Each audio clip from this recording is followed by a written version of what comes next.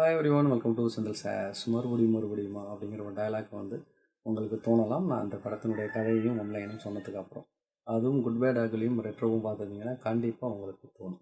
வீர தீர சூரன். நம்ம படத்தினுடைய ஹீரோ விக்ரம் கல்யாணம் பண்ணிக்கிறதுக்கு முன்னாடி ஹீரோயின் என்ன சொல்கிறாங்கன்னா, உன்னுடைய கிரிமினல் ஃபாஸ்ட் ஃபுல்லாக விட்டுட்டு அடிதடி கட்ட பஞ்சாயத்து விட்டு கொடுத்து இதையும் கையில் எடுக்காமல் இருந்தீங்கன்னா என்ன கல்யாணம் பண்ணிக்கலாம், இல்லைன்னா நான் ஒன்றும் கல்யாணம் பண்ணிக்க மாட்டேன் அப்படின்றாங்க. அதற்கு சரின்னு சொல்லிட்டு சத்தியம் பண்ணிட்டு தான் நம்ம ஹீரோ கல்யாணம் பண்ணிக்கிறார். ஆனால் அன்றைக்கி இரவே இந்த சத்தியத்தை மீறுற மாதிரி ஆகிடுது. ஏன் அவர் மீறினார், என்ன ஆச்சு அப்படிங்கிறது தான் இந்த படம். நம்ம சேனலில் இது வரைக்கும் சப்ஸ்கிரைப் பண்ணலன்னா சப்ஸ்கிரைப் பண்ணிக்கங்க. இந்த வீடியோ நல்லா இருந்துச்சுன்னா ஷேர் பண்ணுங்கள், லைக் பண்ணுங்கள். சப்போர்ட் பண்ணிங்கன்னா ரொம்பவே ஹெல்ப்ஃபுல்லாக இருந்தது. தேங்க்யூ. வாங்க வீடியோவில் போகலாம்.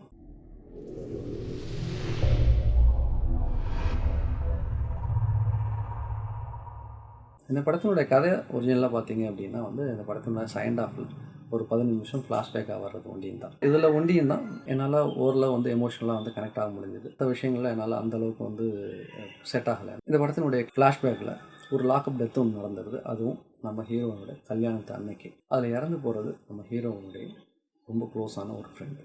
பட் இது நம்ம ஹீரோவுக்கு தெரியாது, அவருக்கு கல்யாணம் முடிஞ்சது. இந்த சூழலை மறைக்கிறதுக்காக ஒரு போலீஸ் அதிகாரியும் இந்த சூழலை சாதகமாக படுத்திக்கிறதுக்காக தாதாவாக இருக்கிற ஒரு அப்பாவும் பையனும் முயற்சி பண்ணுறாங்க. இதற்கு காளி அப்படிங்கிற பேர் இருக்க நம்ம ஹீரோ விக்ரமை யூஸ் பண்ணிட்டு பார்க்குறாங்க. இப்போது என்ன நடந்துச்சு அப்படிங்கிறது அந்த மீதி கதைலாம் இல்லை. அடுத்த ஒரு 10 நிமிஷத்தில் இந்த கதை ஆக்சுவலி முடிஞ்சிருது. என்னன்னா, இதற்காக இவர் பழி தீர்க்க போகிறார். பழியும் தீர்த்துடுறாரு அந்த 15-20 நிமிஷத்துக்குள்ளாரி, அதாவது அந்த ஃப்ளாஷ்பேக்குள்ளாரி. அத்தோடையே எனக்கு தெரிஞ்சு இந்த டோட்டல் கதையுமே முடிஞ்சிருச்சு. ஆனால் அதுக்கப்புறம் இருக்கிறது எல்லாமே ஜவு முட்டாய் தான் போட்டு இழுத்து வச்சுருக்காங்க. ஏன்னா அதுக்கப்புறம் எமோஷனல் கனெக்டே இல்லை, அதான் முடிஞ்சிருச்சு. இவருக்காக சரண்டர் ஆகிறதுக்கும் ஒருத்தனை ஏற்பாடு பண்ணிடுறாங்க. வேறு ஒருத்தன் சரண்டர் ஆகிடலாம். சரி, இவர் யூஸ் பண்ணிக்கிட்டாங்க அப்படிங்கிறது விக்ரமுக்கு தெரிஞ்சது. அதனால் மன வருத்தப்படுறார். அதே சமயம் இவர் செஞ்ச காரியத்தினால அந்த போலீஸ் அதிகாரிக்கும் ரொம்ப மோசமான ஒரு நிலைமைக்கு தள்ளப்படுறார். இப்போ அந்த போலீஸ் அதிகாரிக்கு யார் மேலே கோவம் இருக்கணும்? விக்ரம் மேலேயும் இருக்கணும். அதே சமயம் அந்த அப்பா மகனான தாதாக்கள் மேலேயும் இருக்கணும் இல்லையா? ஆனால் அவர் அப்பா மகன் மேலே தான் கோபமாக இருக்கார். நம்மளுடைய விக்ரம் மேலே கோபமே இல்லை. ரெண்டாவது, இவருக்கு ஹீரோவுக்கு பதிலாக வேறு ஒருத்தன் சரண்டர் ஆகிட்டான்னு சொல்லிட்டாங்க. ஆனால் ஹீரோயின் என்ன சொல்கிறாங்கன்னா, 4 வருஷம் நம்ம ரொம்பவே கஷ்டப்பட்டோம், இங்கேயும் எங்கேயும் அலைஞ்சோம் அப்படின்றாங்க. எதுக்கு அலைஞ்சாங்கன்னு எனக்கு தெரியாது. இவ்வளவும் அலைஞ்சிட்டு அதே ஊரில் அந்த தாதாக்கள் இருக்கிறவர்கள், அப்பாவும் பையனும் இருக்கிறவர்களே செட்டில் ஆகிருக்காங்க. எதுக்கு? கண்ணுக்கு காணாத இடத்துக்கு எங்கேயாவது போய் சேர்ந்துருக்காங்க இல்லையா? இவங்களோட சாவகாசமாக என்னன்னா இவங்களுக்கு வசதிக்காக எல்லாத்தையும், ஏன்னா ஹீரோவுக்கு ஆக்ஷன் பிளாக் வேணும், சென்டிமெண்ட்ஸ் வேணும், இதெல்லாம் வேணும் அப்படிங்கிறதுனால இஷ்டத்துக்கு ஒரு கதையை ஒன்று எழுதி அதை எடுத்து வச்சுருக்காங்க. அந்த 15 நிமிஷம் கதையிலே மொத்தமாக முடிஞ்சிருச்சு. மீதி எல்லாத்தையும் போட்டு நெய் நிறுத்து இதை இவர் இன்டெலிஜென்ட்டாக பிளான் பண்ணாருன்னு சொல்லிட்டு ஒரு விஷயம் வேறு சொல்கிறாங்க. இன்டெலிஜென்ட்டாக அது சுத்தமாக இல்லவே இல்லை. ஏன்னா அந்த ஹீரோவும் நடத்துறதுக்கு வந்துடுறாரு.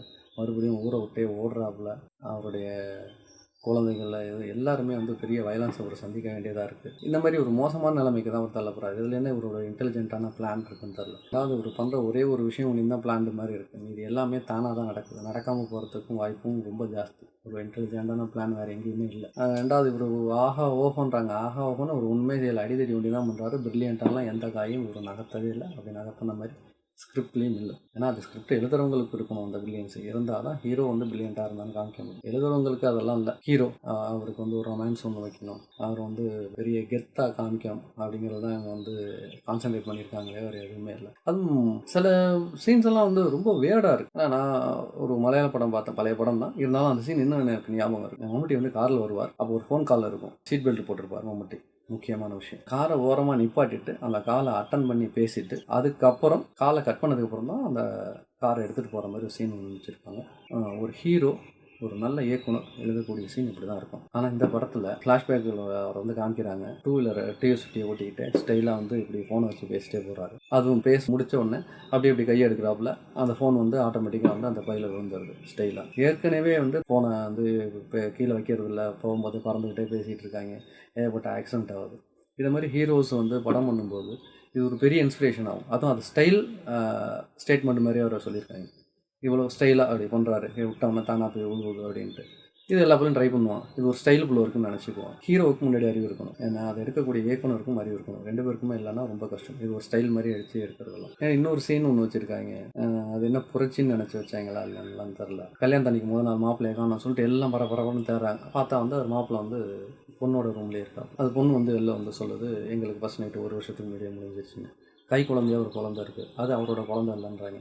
என்ன கதை சொல்ல வராங்கன்னு அவங்களுக்கு தான் தெரியும். அப்புறம் பால்கனியில் அவர் தொங்கிட்டு இருக்காப்புல, அவருக்கு வந்து அப்படியே கிச்சு கிச்சு மூட்டுது ரொமான்ஸாக. அது வந்து ஒரு 2 மாடிக்கு மேலே வந்து தொங்கிட்டு இருக்காரு. ஏமா அந்த அப்பா உளுந்தான்னா கை கால் போய்டும், இல்லை ஆளை கூட போய்டுவோம்.